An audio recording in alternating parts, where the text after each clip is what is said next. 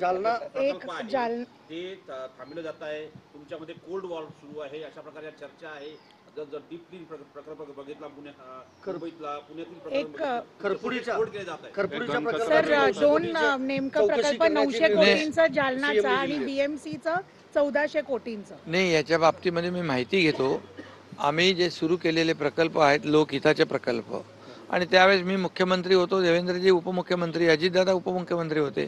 त्यामुळे आम्ही जे जे प्रकल्प सुरू केले ते लोकहिताचे केले. या बाबतीमध्ये मी माहिती घेतो कोल्ड नक्की वॉर काय. सुरू आहे मुख्यमंत्री आणि उपमुख्यमंत्री मध्ये, हेही बोललं जातं. मग ते 2 वॉर रूम म्हणा किंवा वेगवेगळ्या या बाबतीमध्ये मी ऑलरेडी माझं म्हणणं आणि वक्तव्य केलेलं आहे. CM वॉर रूम जी आहे, CM वॉर रूममध्ये मोठे प्रकल्प आपण मॉनिटर करतो. त्यामध्ये मुख्यमंत्री आहे, मी मुख्यमंत्री होतो तेव्हाही आम्ही मॉनिटर करत होतो. मुख्यमंत्री, दोन्ही उपमुख्यमंत्री त्या CM वॉर रूमचं मॉनिटर करत असतात. एखादा प्रकल्प जो आहे त्याला कुठे अडचण आहे का, लँड एक्विशन, फॉरेस्ट, इतर काही परवानग्या थांबल्यात का, यामुळे तो प्रकल्प जो आहे त्याला चालना मिळते, त्याला वेग येतो, गती येते. आणि आम्ही जे सुरू केलेला आहे तो समन्वय कक्ष आहे.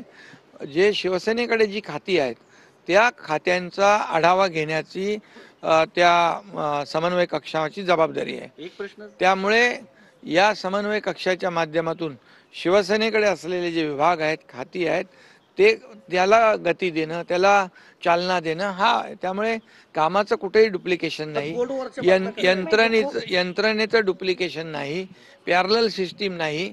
आणि वैद्यकीय कक्ष तर तुम्ही म्हणालात की तो तर मी जेव्हा मुख्यमंत्री होतो आणि देवेंद्रजी उपमुख्यमंत्री होते तेव्हाच सुरू झालेलं आहे. 23मध्ये त्यांच्याच कक्षामध्ये ते कंटिन्यू केलेलं आहे. त्यामुळे असं तुम्ही ह्या सगळ्या बातम्या ज्या आहेत ना, तुम्हीच चालवता मीडियावाले, तुमचा TRP वाढवायला. त्यामुळे तुम्ही खऱ्या बातम्या दिल्या पाहिजे. आणि त्यामुळे कुठलाही कोल्ड वॉर नाही, कुठलाही हॉट वॉर नाही. आणि आमचा अजेंडा काय आहे? आमचा अजेंडा आहे या महाराष्ट्राला विकासाकडे नेणं, या महाराष्ट्राच्या जनतेच्या जीवनामध्ये चांगले दिवस आणणं. जे 2.5 वर्ष आम्ही काम केलं टीम म्हणून, त्यामुळे या विधानसभेच्या निवडणुकीत लँडस्लाईड मॅन्डेट मिळालं, लोकांनी भरभरून मतदान केलं, 232 आमदार आले. आता त्याच वेगाने आम्ही टीम म्हणून काम करतोय आणि पुढे जातोय. एक मुद्दा असा आहे की